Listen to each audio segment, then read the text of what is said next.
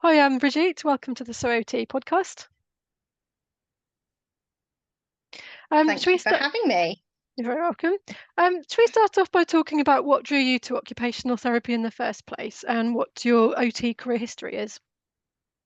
Yeah, sure. I fell into OT by accident. Um, a bit later in life as well. So I left school and went into being a secretary, and suddenly found myself working in a school, and got made redundant. So one of the careers ladies said to me, well, just come in my office and put all your skills into this machine and in this computer, and we'll just see what the ideal job for you is. Because I was like, oh, I was a bit fed up with doing admin. I was a education welfare assistant at the time, so I'd kind of gone from being secretary and moved into kind of working with children, which I thought I wanted to do, and I did that for several years, working in children's homes, and then becoming this education welfare assistant. And yeah, so it was a government program, and to try and keep kids in school, and to work with children that weren't attending school. And yeah, it got cut short. So although the temporary contract was for 3 years, after about a year and a half, they ended it. So I was made redundant. So anyway, I stayed in the careers office and did what she asked me to do. And the computer said my best job with all the skills I had was to be an OT or an occupational therapist. And I thought, I have no clue what an occupational therapist is. What on earth is that? So I started doing a little bit of research around it, and it gave a brief description on this school. It was for teenagers, this program that she'd put me on. So I thought, oh, that sounds really lovely, helping people. Yeah, I like to help people, so that would be good. So then I went on to the NHS jobs, and I found, oh, I have to do a degree. I already had a degree in sociology, but I thought, oh, it means I've got to do another degree. So I thought, oh, I don't know about that. Anyway, there was an occupational therapy assistant role in an occupational therapy team, in adult mental health. So I thought, well, that's okay. I've got some experience of that. So I'll apply. So I applied, got the job, and then I stayed there for 9 years as an OT tech. And absolutely loved it. Just absolutely loved it. It was completely my bag.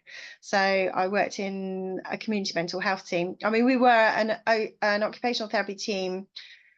We were called the recovery team, rehabilitation and recovery team, we were called initially, and then we kind of got split up and put into community mental health teams when they kind of became the community mental health teams. And then I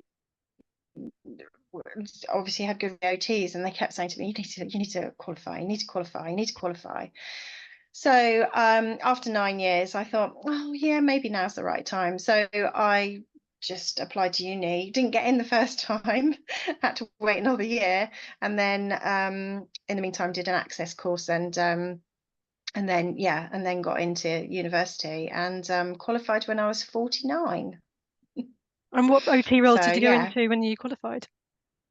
I went into acute mental health. So I went and worked on an acute mental health unit, and I did that for 2 years.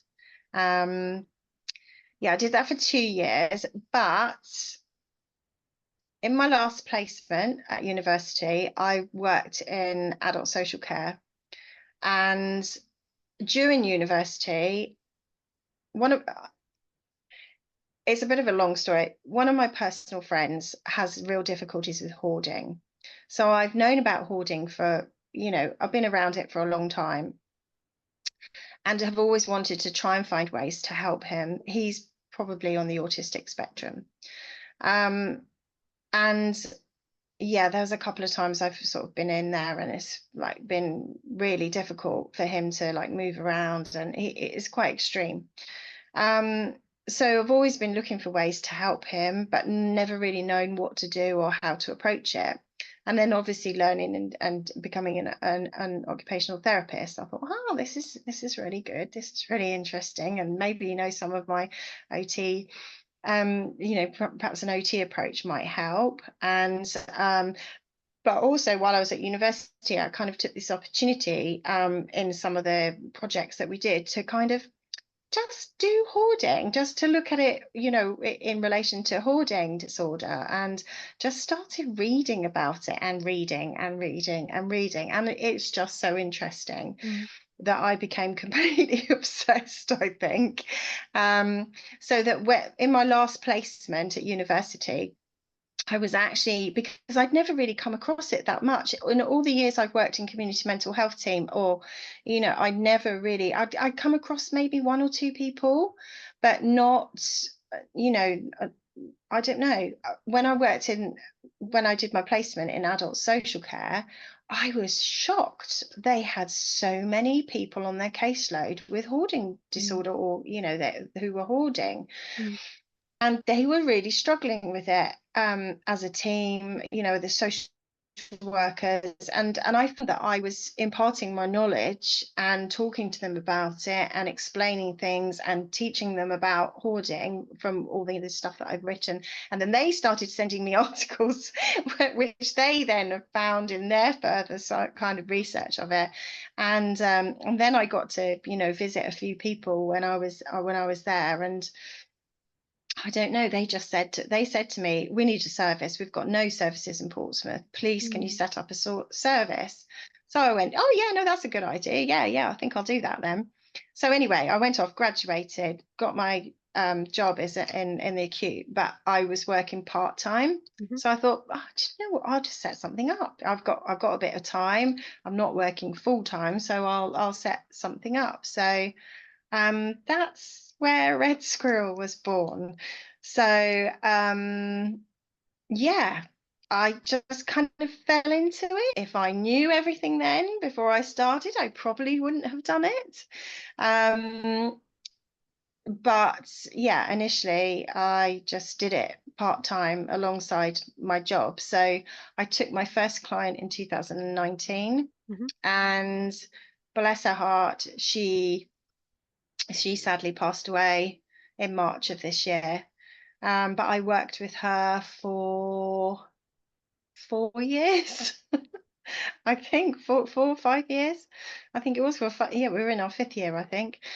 So yes, and she was baptism of fire, because she was a very broken lady, physically and mentally, and was at extreme end. She had been diagnosed with Diogenes syndrome, which is hoarding with severe self-neglect, um, and then the word's gone completely out of my mind, but yes, so it was a very difficult case, but it was very rewarding, because the conditions that she was living in were very, very poor, Mm. and we got to a point of just maintaining, so that she was able to stay in her own home and live a life that she kind of wanted to do. So yeah, it was very, very rewarding. And she was a very interesting lady. So I mean, I've learned massive amounts from her, from some of my other clients, but yeah, that's that's how I kind of got into it, really, How are from you there. bringing the OT approach into that in a way that perhaps, the social workers wouldn't do? Well, because I just approach it as any other case that I would do. I use Moho. Mhm. Um, so I do an assessment to start with. It's very, very person-centered. I don't focus on the clutter. I focus on the person. So, I mean, and initially with anybody that hoards, it's first of all, it's about building rapport with that Mm. person, because very often they don't trust anybody. They won't let people into their homes. Mm. So it's about building rapport and building that therapeutic relationship, which takes a very long time. It can take a very long time. Um, and sometimes I've worked with people where I don't feel like I've ever got to that therapeutic relationship, but I've had rapport with them. Mm. Um, so, they have been able to kind of work with me. So, And then I just do my OT thing, really. It really depends on if I've had a referral from adult social care, then obviously there's going to be another agenda there, and obviously the risks. I always look at risks first, Mm. as you want to minimize those as quickly as possible. But obviously you can't do that if the person isn't, if you haven't got some kind of relationship with that person. And then just, spend a lot of time talking to the person, looking at their you do have to kind of explore capacity, whether Mm. they do have the capacity to make those decisions. Sometimes the referral comes with that, this person hasn't got capacity around their possessions, or it might be that you just get thrown it because nobody else knows what to do with this person. Mm. Or the neighbors have complained or something, or whatever, there's lots of different reasons, but yeah, I would perhaps minimize risk first, Mm. depending on what the situation is, and then but just work with the person and looking at their occupations and how they're doing it and what's important to them, just as a how any other occupational therapist would work. Mm.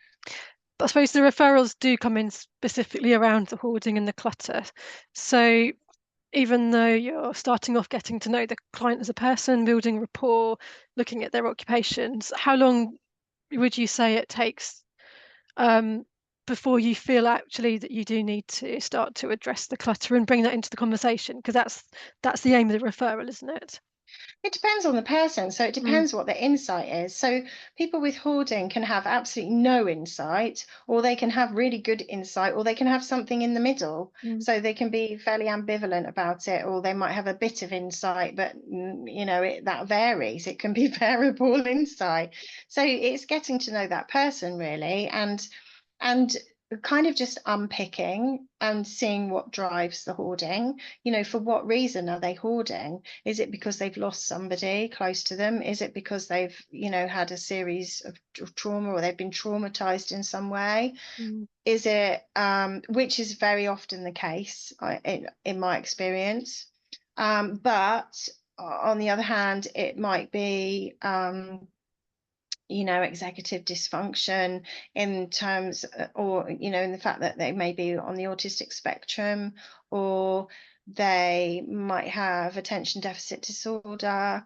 It could be, or another mental health disorder, like say schizophrenia, or they might have a learning disability. So sometimes people hoard not because of trauma and loss, but maybe because they have executive dysfunction. But you've still got a kind of, it's really individual, and that's what makes it so interesting, because there is no one typical person that hoards. That is what makes it so fascinating. Mm. People hoard for all different reasons, and their personal experiences are all very, very different.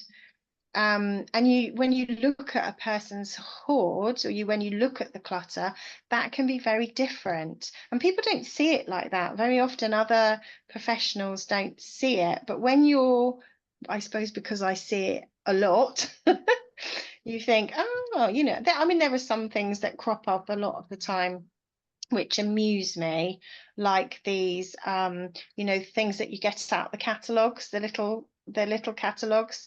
And sometimes we have a run of things. If I am supporting somebody to declutter, then sometimes we come across the same sort of things. The things that are deemed useful but are Mm. just not really useful at all. So we've just had a run on yoga mats. I don't know why, but we've seemed to have taken out about 4 yoga mats from 3 different people's homes. And what was the other thing? Those, when you sit on the chair, and those exercise machines to use the pedals on the Mm-hmm. exercise machines. Yes. Yeah. Yeah, we've had a run of those recently as well. So that's Mm. quite funny. But yeah, generally I'm just looking at what the person, what are they doing? What do they want to do? What's important to them? Mm. Is it because, they're struggling to, looking at transfers and things like that. You know, I'm kind of yeah, looking at the whole person. I can look at a person holistically, which is fantastic. Mm. So that's, yeah, that's what I do. Do you also work with people's family members, friends? Yeah, I do.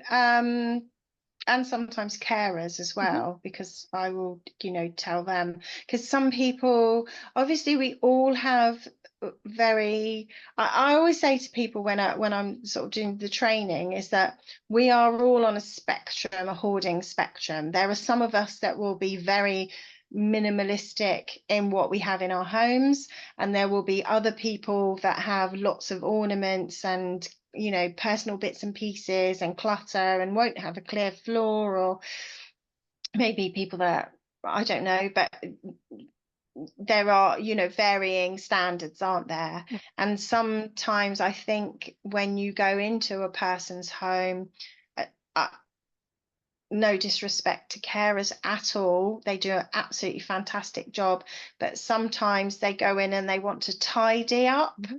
and they want to move things, and then they don't think actually that person needs to be able to reach that. So they've moved it out the way and they don't think about that. And Mm. actually, you know, some people are much more comfortable having that stuff around them or on their bed, or, you know, round their chair, and not just so that they can reach it, but actually so that makes them feel comfortable. Yeah. And it's kind of, sometimes it's just teaching carers and family members that that's okay, and Mm. as long as that person's safe, and they can get up and get out, or they can move around, or they can do this or do that, then that's okay. It doesn't have to be a show home. It just needs to be not, you know, massive amounts of risk. Mm. And you mentioned, So, but that person, yeah, you mentioned I was just going training. to say, Is that training that you give yeah, to the carers, or? yes, yeah, I can do that. And well, I do that some, you know, in some cases I've done that in the past. But I do, I mean, as one of my services is a like a hoarding workshop. Um, so just explaining about hoarding and you know, just basically reminding people that there is a person there. It's not about the clutter, it's Mm. about the person. And, you know, you need to know the person and understand maybe what they've, you know, have an idea of what they've been through, or just how they work as a person Mm. and how they relate to their environment. And it might be that you know, that they, because isolation is a big thing with hoarding. Um, so it might be that they are socially isolated and we need to work on connecting them again with their community. Mm. Um, that's why I run a face-to-face support group. Hmm. I run a face-to-face support group, which is very well attended, and people, you know, come out of their homes and they come to the support group. So, and that's been running for, we're in our second year now. And I have some of the same people that came at the beginning that are still coming, and they're reflecting on their journey. It's been amazing of how Mm. far they've come. And we just talk about all sorts of things in the support group. It's whatever they want to talk about, really. So Mm. sometimes I'll just bring in an article and I'll just say, we've been ongoing theme at the moment is how many clothes should you have? You know, what clothes? So, but you know, you look at, you know, well, how do you do your shopping? And so it's a very OT focused group, because it's like, well, how do you do your shopping? How do you do your shopping? Where do you go to get your shopping? You know, and that kind of thing. But and then also it's around a little bit around clutter. You know, can you access your wardrobe to get to your clothes, Hmm. or where do you keep your clothes if you can't access your wardrobe? And we have those sorts of conversations. So yeah, it's really brilliant. Well, I love it anyway. It sounds like an amazing service. Um, and how did you go about learning what you needed to learn to start a business, to start Red Squirrel? Google. I have no business experience, and I yes, it's been a really massive learning curve, I have to say. And I'm still learning. Mm. I'm still learning and discovering and thinking, oh, should I be doing that? Or do I need to be doing that? It's such a nightmare. Um, it's not my favorite thing. I just want to do OT, and I'm really sorry. My cat's just come out from under the bed, so she's crying at me now. No, yes. What was I saying? I've lost my plot now. Using Google to learn how Oh to yeah, start a business. yeah, learning. I think very early on I was really lucky because I connected with Hive, which is Hive Hub in Portsmouth. And they're like a cooperative of like individuals and sort of voluntary sector charities. They gave me loads of help and support. And they do like a connect meeting to talk to other people. Excuse me. And yeah, so they were very helpful, and they advised me to contact Unlimited, and they're kind of they find fundings for social entrepreneurs. And I applied for some funding for them, and then they offered, I got the funding, which was great, to run a Buried in Treasures course. And then they offered me, they gave me business support for a year, and they have lots of free courses. So I've done quite a lot of their courses, and I had a business support, like a support worker really, or supervision. So I met once a month with her, and yeah, and she was amazing. So it was very OT, because I just had these little goals at the end of each meeting. So then I'd go away and do these things, and then be for the next month we'd talk about the business and how it was going and what I needed to do, and that sort of thing. So wrote a business plan, and did it from there. So yeah, I'm just talking to other people and Google, literally. Literally, if I don't know something or I come across something, I'm literally on the computer researching it.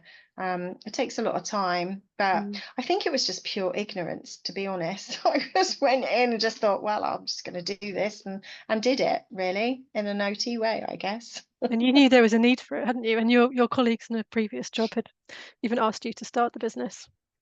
Well, that's the thing, isn't it? And that, I guess that's very motivating, isn't it? Mm. Because if somebody's sort of asked you and said, "Look, we really need this, and we want you to, you could do this," and Mm. so that's very motivating. So yes, so that was the start of the journey. I mean, I kind of set up and looked at it from 2017, but I didn't take my first client till 2019. But that was a referral from Portsmouth City Council. Mm. And then I took on referrals after that, and then had a Facebook page, set up a website, and then people started finding me really. So I work. I say I work. Sometimes I work full time. It depends how much work I've got on, and sometimes I work part time. But yeah, it suits me because I run my own diary, obviously, and when I've got more time, I can spend time on developing other ideas, or looking at the service, and yeah, it suits me, and it's just really, really interesting work. Mm. Thank you.